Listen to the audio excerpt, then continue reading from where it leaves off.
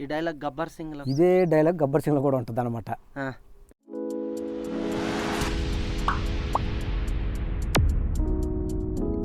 ఈరోజు మనం dialogue king Sai Kumar గారు నటించిన పోలీస్ స్టోరీ సినిమా విషయాల గురించి డిస్కషన్ చేసుకుంటున్నాం. సాయి కుమార్, అవినాష్, శోభరాజు వీళ్ళు కలిసి నటించిండ్రు. ఈ సినిమాకి కథ డేవిడ్, ఆల్సో థ్రిల్లర్ మంజు కూడా, and thriller Manju screenplay, dialogues, direction, music director Sadhu Kokila.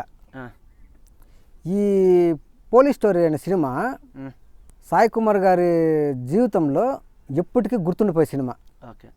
Police character ఉన్న సినిమాలో రాజశేఖరు, భానుచంద్రు, సుమను, చిరంజీవి, బాలకృష్ణ, నాగార్జున, వెంకటేష్ ఎంతోమంది ఎన్నో సినిమాలు చేసినా కూడా ఈ సినిమా మొత్తం పోలీసే ఉంటుంది అనమాట. మధ్యలో ఎక్కడ నీకు కలర్ఫుల్గా సాంగ్స్ ఇవన్నీ ఉండవు, కామెడీ ఇలాంటివి ఏమి ఉండవు, హీరోయిన్ కూడా ఉండదు, అంతే ఓన్లీ పోలీసు.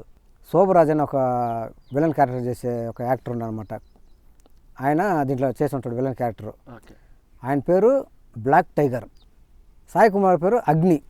ఒక అగ్నికి బ్లాక్ టైగర్కి మధ్య జరిగే ఒక story. First Sai Kumar police. ఒక మీటింగ్లో రాజకీయ నాయకులు, ఎమ్మెల్యేలు, ఎంపీలు అందరూ కూర్చొని ఉన్నప్పుడు వాళ్ళని ఎదిరించి మాట్లాడతాడు. అందుకని వాళ్ళు డిస్మిస్ చేసేస్తారు అనమాట, ఉద్యోగం నుంచి తీసేస్తారు. మీరు డిస్మిస్ చేసేది ఏంది, నేనే వదిలేస్తాను అని చెప్పేసి రిజైన్ చేసి వెళ్ళిపోతాడు. వెళ్ళిపోయిన తర్వాత ఫుల్ తాగుడు బానిస అయిపోతాడు. అలా బానిస అయిపోయిన తర్వాత మళ్ళీ అవినాష్ అడుగుతాడు, నువ్వు మళ్ళీ పోలీసు యూనిఫామ్ వేయాలరా అనేసి. ఏనంటాడు, నేను ఎప్పుడు వేస్తాను, నేను చచ్చిపోయిన తర్వాత వేస్తావు అంటాడు. అన్న తర్వాత ఒక సిచ్యువేషన్లో చచ్చిపోతాడు అవినాష్. ఆయన చితి మీద పెట్టుంటే అప్పుడు యూనిఫామ్ వేసుకొని వస్తాడు సాయి కుమార్. వచ్చి వాళ్ళ అన్న చితికి నిప్పు పెట్టేసి అక్కడి నుంచి పోలీసు ఉద్యోగాన్ని కంటిన్యూ చేస్తాడు. ఇది కథ. ఈ సినిమాలో సత్యప్రకాష్, బ్లాక్ టైగరు, విక్రమ్ ధర్మ 3 గ్రూపులు ఉంటాయి అన్నమాట. ఆ విలన్లు ఒక 25 మందిని పంపిస్తే వాళ్ళని కొడతాడు. కొట్టేసి మళ్ళీ అదే కత్తి తీసుకొని వాళ్ళ ఇంటి మీద పోయి ఉయ్యాల్లో కూర్చొని కొన్ని డైలాగులు చెప్తాడు. 100 తప్పులు చేసేంత వరకు చూస్తూ ఊరుకోవడానికి నేనేమి శ్రీకృష్ణ పరమాత్మను కాదురా, అగ్ని అని చెప్పేసి అక్కడ కొన్ని డైలాగులు కొడతాడు అనమాట. ఇది బాగుంటుంది ఈ సినిమాలో. నెక్స్ట్ సత్యప్రకాష్ దగ్గర పోతాడు. సత్యప్రకాష్ దగ్గర పోతే అక్కడ సత్యప్రకాష్ ఒక మామూలు విలను, కానీ చాలా పెద్ద విలను అంటే చూస్తుంటారు. అక్కడ సత్యప్రకాష్తో పోటీ పడతాడు. అక్కడ సత్యప్రకాష్ని అణిచివేస్తాడు అనమాట. అక్కడ కొంచెం ఎగతాళిగా కొన్ని డైలాగులు కొడతాడు వాళ్ళ భార్య ముందు. వాళ్ళ భార్య కడుపుతూ ఉంటుంది అనమాట. కడుపుతూ ఉంటే ఎగతాళి చేస్తాడు. చూస్తాడు, రే నీ బిడ్డ నవ్వుతాడు అనమాట. సారీ అమ్మా, తప్పుగా మాట్లాడుంటే క్షమించు, నీకు పుట్టే బిడ్డ ఇలాంటి వాడికి పుట్టకూడదమ్మా, నేను కొద్దిగా అలాగా ఉన్నాడే వీడు అని చెప్పేసి కత్తి పట్టుకునే గ్రిప్ లేదు, నువ్వు రౌడీ అని చెప్పేసి భయంకరంగా కొడతాడు. అట్లా అది అయిపోయిన తర్వాత ఇంకా క్లైమాక్స్లో బ్లాక్ టైగర్ విలన్లతో పోటీపడి తీవ్రవాదులు అన్నట్టుగా ఉంటారు కదా, వాళ్ళని అణిచివేస్తారు అనమాట. ఈ సినిమాలో 2 డైలాగులు ఇప్పటికీ ఫేమస్ అయి ఉంటాయి, అందరికీ గుర్తుండిపోయి ఉంటుంది. ఒకటి, నెత్తి మీద ఉన్న సింహాలు 3 సింహాలు నీతికి, న్యాయానికి, ధర్మానికి ప్రతిరూపాలు అయితే కనిపించని ఆ 4వ సింహమేరా ఈ పోలీస్ అగ్ని అని అంటాడు అనమాట. అదొక డైలాగ్ ఫేమస్. రెండో డైలాగ్ వచ్చేసి సత్యప్రకాష్ ఇంటి మీద పోయినప్పుడు, ఎరా పోలీసుడు నీ గుమ్మం మీద తాకలేడు అన్నావు కదా, అందుకే ఆ గుమ్మాన్ని లేకుండా లేపేసినాను అంటాడు. ఈ డైలాగ్ గబ్బర్ సింగ్, ఇదే డైలాగ్ గబ్బర్ సింగ్లో కూడా ఉంటుంది అనమాట. అభిమన్యు సింగ్ విలన్ పంపిస్తే అక్కడ తిరణాలు జరగద్దు కదా, తిరణాలు జరిగినప్పుడు పవన్ కళ్యాణ్ అందరిని కొట్టి పోయి అభిమన్యు సింగ్ గుండెల మీద కాలు పెట్టి, ఎరా పోలీసుడు గుమ్మం మీద తాకలేడు అన్నావు కదా, ఇప్పుడు వచ్చాడు చూసుకొని చెప్పి సవాల్ చేస్తాడు కదా, అందుకే ఆ గుమ్మాన్ని లేపేసాను అని చెప్పేసి అదే డైలాగ్ కొంచెం ఇట్లా పెట్టుంటారు అనమాట. ఇంకా తర్వాత చాలా సీన్లు ఉంటాయి, అన్నీ కూడా మంచి సీన్లే దీంట్లో. తర్వాత మ్యూజిక్ గురించి చెప్పుకోవాలంటే దీంట్లో ఓన్లీ బ్యాక్గ్రౌండ్ మ్యూజిక్కే, సాంగ్స్ ఉండవు కాబట్టి. సాది కోకిల మంచి మ్యూజిక్ ఇచ్చుంటాడు, అదరగొట్టేసి ఉంటాడు. ప్రతి సీన్లో హైలైట్గా ఉంటుంది అనమాట. డైరెక్షన్ గురించి చెప్పాలంటే థ్రిల్లర్ మంజు చేసిన మంచి సినిమా ఏదైనా ఉందంటే అది ఒక్కటే. థ్రిల్లర్ మంజు చేసిన సినిమాల్లో మంచి ఫైట్లు ఉండే సినిమా మంచి కాన్సెప్ట్ ఉన్న సినిమా అంటే ఇదే పోలీస్ స్టోరీ. దీని తర్వాత సుమంత్ మళ్ళీ 1 Man Army అని తీసిండు.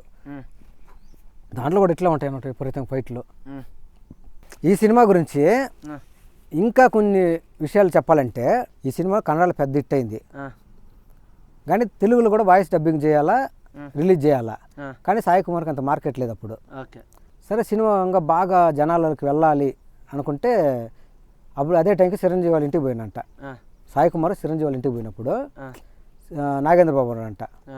నాగేంద్ర బాబు చూసి ఏమరా కర్ణాటకలో ఏదో సినిమా చేసినట్ట బాగా ఇట్టంట కదా అంటే, అవునన్నయ్య బాగా ఇట్టయింది, అక్కడ ఇట్టయింది అని చెప్పిండంట. అదే టైంకి చిరంజీవి గారు కూడా చూసి చెప్పిండంట, అన్న ఇట్లా సినిమా చేసినాము అంటే, అవునరా నాగేంద్ర బాబు చెప్పాడు ఏదో సినిమా అంట కదా బాగా ఆడుతుందంట కదా అనేసి.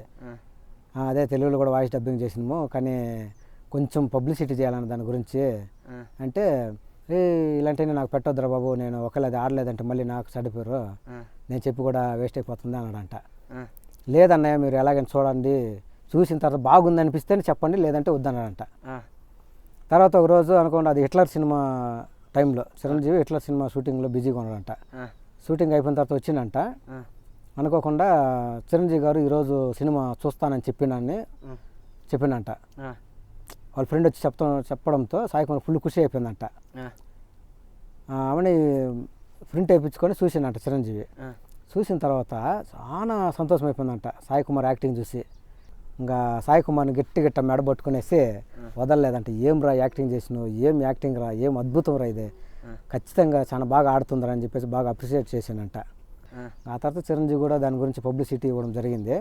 ఇట్లా సాయి కుమార్ ఒక సినిమా చేసిండు, ఒక మంచి సినిమా మంచి కాన్సెప్ట్తో వచ్చిండు, జనాల్ని ఆదరించండి అని కోరుకున్నాడు అనమాట. అప్పట్లో నేను కూడా టీవీలో చూసినాను, నేను పోలీస్ స్టోరీ సినిమా చూశాను, బాగుంది, అందరూ ఆదరించండి అని చెప్పి కూడా టీవీలో ఒకసారి మాట్లాడింది చిరంజీవి. సో చిరంజీవి ద్వారా చెప్పించి నలుగురు జనాల్లోకి పోయేటట్టు చేసింది అనమాట. సో ఇంకా ఆ విధంగా పోలీస్ స్టోరీ తెలుగులో కూడా పెద్ద హిట్ అయిపోయింది. 25 లక్షలు ఖర్చు పెడితే 20 కోట్లు సంపాదించిన సినిమా ఉంటుంది. మంచి మూవీ, ఇప్పుడు కూడా టీవీలో వస్తూ ఉంటే మళ్ళీ చూడాలనిపించే విధంగా ఉంటుంది. Okay friends, police story cinema గురించి మేము చేసుకున్న ఈ డిస్కషన్ మీకు నచ్చితే లైక్ చేయండి, షేర్ చేయండి, మా ఛానల్ని సబ్స్క్రైబ్ చేసుకోవడం మాత్రం మర్చిపోద్దు. Thank you friends.